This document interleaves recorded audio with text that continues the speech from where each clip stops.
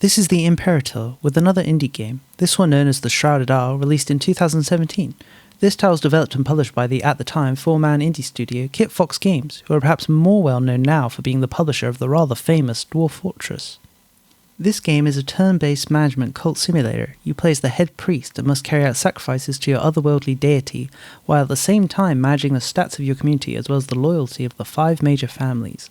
This game has quite a garish art style, with 7 different colour schemes. The default Scorching Light, followed by Poison Ivy, Sacramental Wine, Cremation Ashes, Jack-o'-lantern, the Deeps, and finally the Shallows.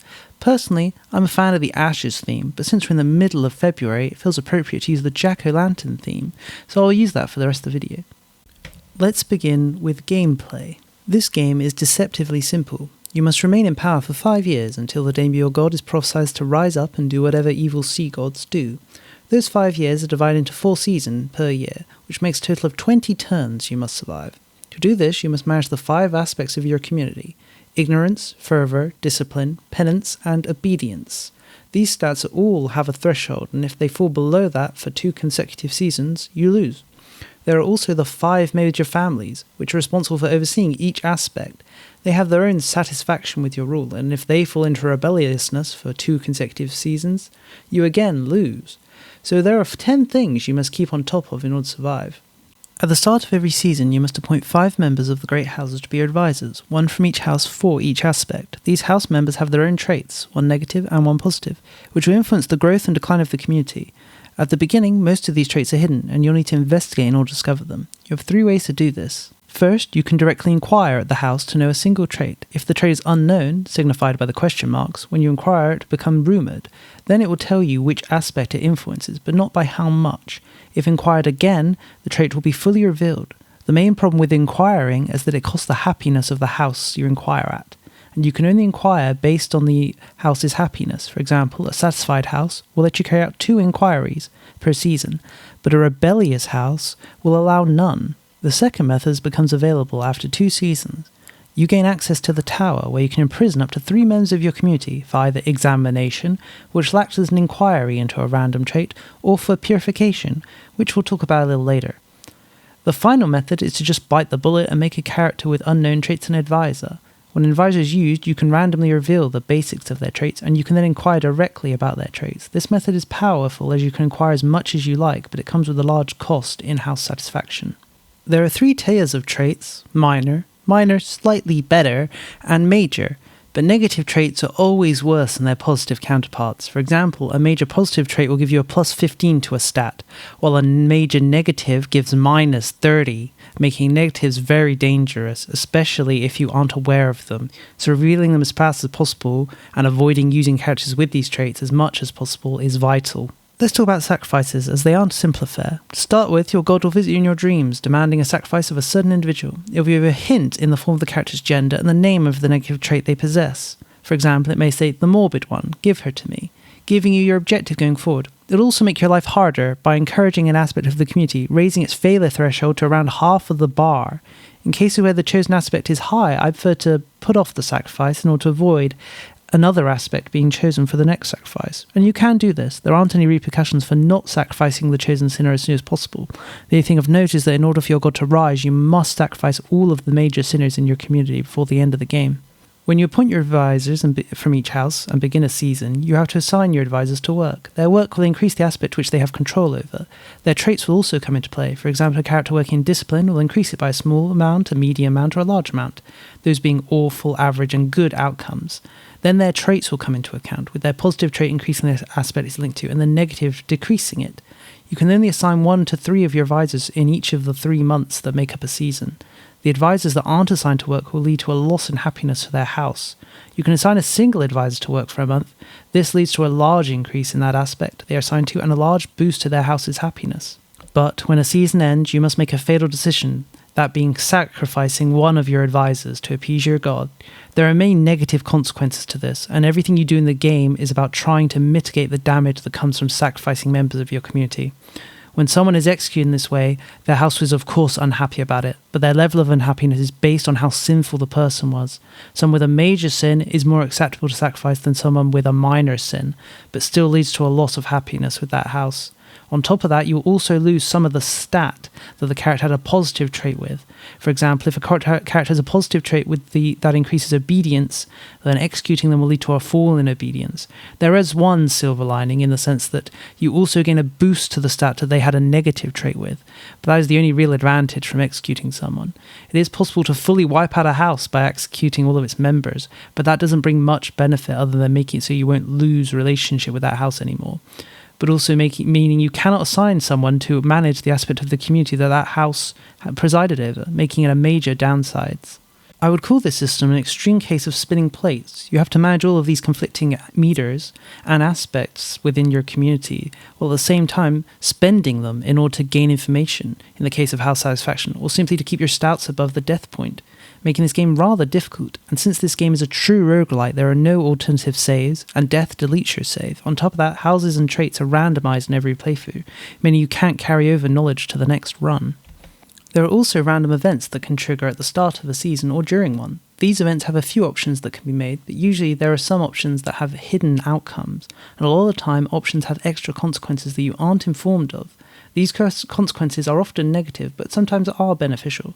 For example, there's an event where you have to choose between two houses, with the one you pick losing happiness, but there is a slight boost to two stats that you aren't informed of until you select the option.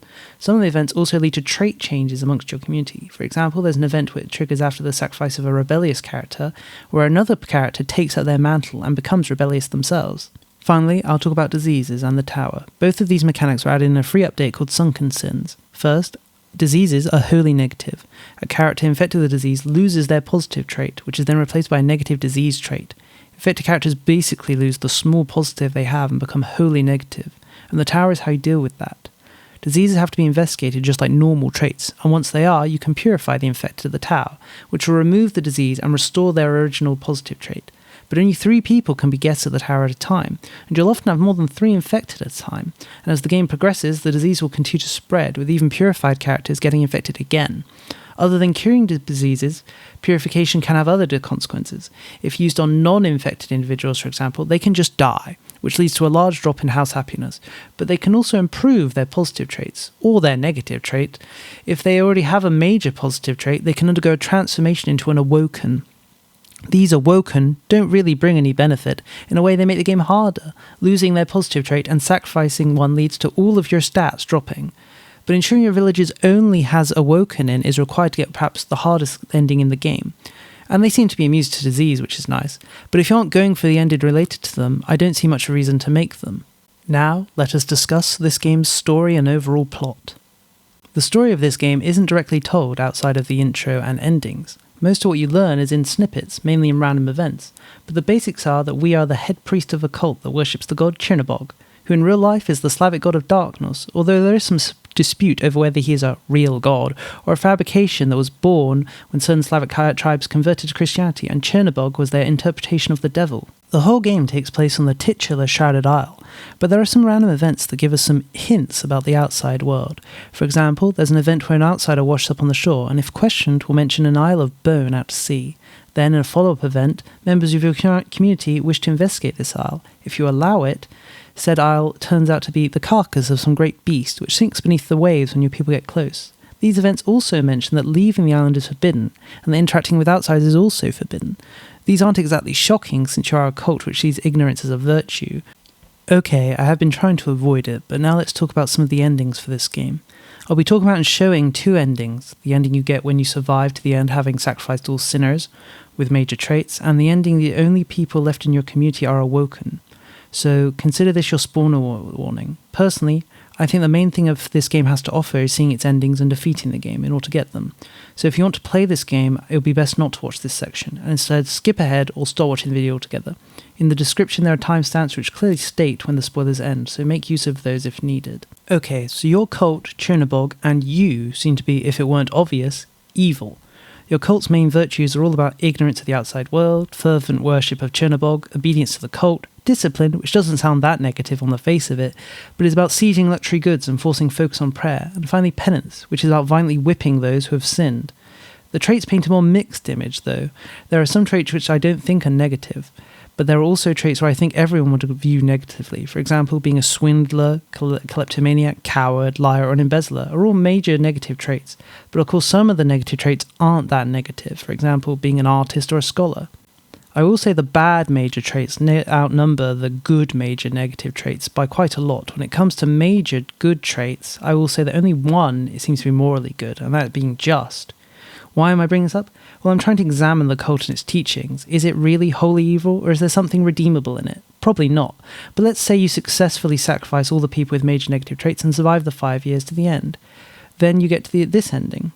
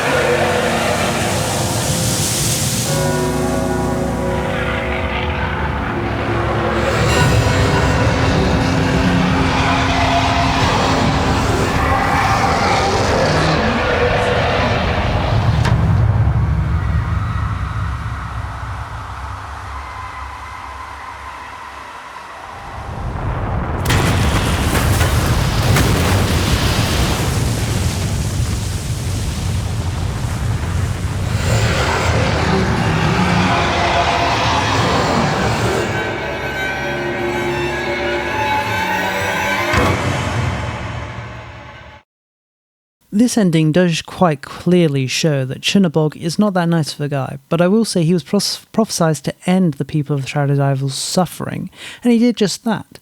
And there are some slight indications that Chunabog rising is actually something that is required for the world. For example, it says that he will guide the next age during that ending. And to not spoil too much, but in one of the failure endings where you fail to survive to the end of the game, you get an ending where the sun stops rising and the world is trapped in eternal darkness. But then that same thing seems to happen at the end of the ending here, so perhaps it's just a coincidence. With that in mind, it could be that Chunabog fulfills the role of a world reset, bringing an end to a world that has grown stagnant. But I don't think we have enough information about him to say which either way. Now let's look at the Awoken ending.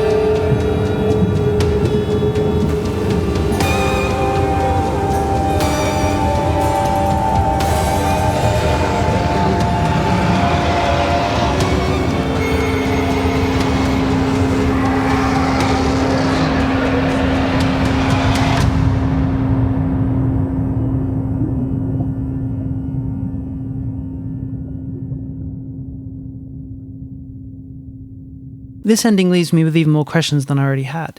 Is the implication that Chunabog is made out of the Awoken and the sacrificed people, and he represents a being born from malice of these people? That would make him destroying the illogical. It also explains his unfinished appearance and the gaping hole in his chest.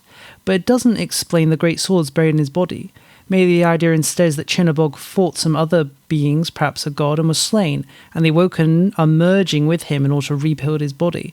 And once he revives, he no longer needs the village, so destroys it. But to be honest, if I was an evil god-like being, the last thing I would do is destroy the community that spent 500 years reviving me. After all, I might need them again if I die again, but maybe I'm just not suitable to be an evil god. Personally, I lean towards the belief that Chunabog was born through the sacrifices the villagers made, and so him destroying the village is quite poetic, as they essentially created the being that destroyed them. Although in a way they want to be destroyed because they want their suffering to end. But again, I'm not sure what their suffering is other than the self-inflicted suffering they enforce on themselves through their worship. But either way, I'm sure it's fine. Chernobog's alive, they're all dead. I'm sure the world got on just fine after that. Now that we're finished with the story segment and the story spoiler segment, let me talk about things I enjoyed about the game. I think the art style is very unique, and it combined with the setting and music creates a very nice atmosphere. Being able to change the colour scheme also helps you pick a scheme that you find the most appealing.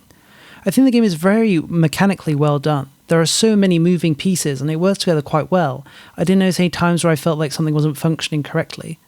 The game being randomised also adds some longevity to the game, and also increases the difficulty, which could be a downside for some people. You can actually rename the members of your village, so you can sacrifice your friends and families if you like. Unfortunately, it doesn't go in depth with character customization. I would have liked the ability to actually make characters, assign them maybe their own picture and their traits, and have them randomly appear in the game, but maybe I'm asking a bit much there. I think the story and overall plot is very interesting, even though not everything is revealed in its game. It's a setting I would like to see expanded, but it's unlikely to be, but that's not really the fault of the game, so I won't hold it against it. The game also makes liberal use of tooltips, which is always nice. Being able to hover over everything in the UI and being told what it does makes things very clear and easy to understand. Now let me talk about things I didn't like so much. For things I didn't like, let's start with a glaring one. There's no tutorial. This is a complicated game with lots of things to manage, and no form of tutorial make it very hard for new players to make any progress. The gameplay also gets quite samey, which is inevitable, but in this game you do the same thing from start to finish, from one playthrough to the 10th, so the repetitiveness sets in quickly. And also each ending you have to play through the game to the end of the game, even for endings where you fail. I don't think this is a good idea. You should be able to see the failure endings even if you lose in the first year. Forcing the player to make it all the way to the end of the game and then lose really discourages people from getting those loss endings, which is a shame as they add some interesting lore to the game, and there's definitely room for them, as if you lose the game before the final year, you just get a short text box about how you failed. This easily could have shown the ending related to that stat instead. Finally, it's a very minor complaint, but I would like to have a gallery for the cutscenes, if only so you didn't have to play through the whole game again just to see a different ending. Since the game deletes your save file after you finish, there's no other way to see the ending other than to restart the game and get to the very end. It also would have been nice to be able to see those different endings in the different colour schemes without having to play through the whole game again. For my final thoughts on the game, I'm actually going to be a little negative. My total time spent playing the game is around 10 hours, which is what it took to get all of the endings and all of the achievements. And for the price of that game, that being £11 or $14, I don't think it's worth it, especially when you consider that most people won't 100% it like me. So it would likely be maybe a 5-hour experience, although it could be that I just finished the game too fast, as I saw one person on Steam's forum saying they were 10 hours in and still hadn't gone to a single ending. So it could just be me. But I'm quite cheap, so even if the game was a 20-hour experience, I don't think it would still be worth that price. Luckily, the game is available on the Fanatical store, where its price is £7 and $7, which I think is more reasonable. It's also sold in the Humble store, but it's more expensive there in dollars, that being $9, while being the same in the pounds.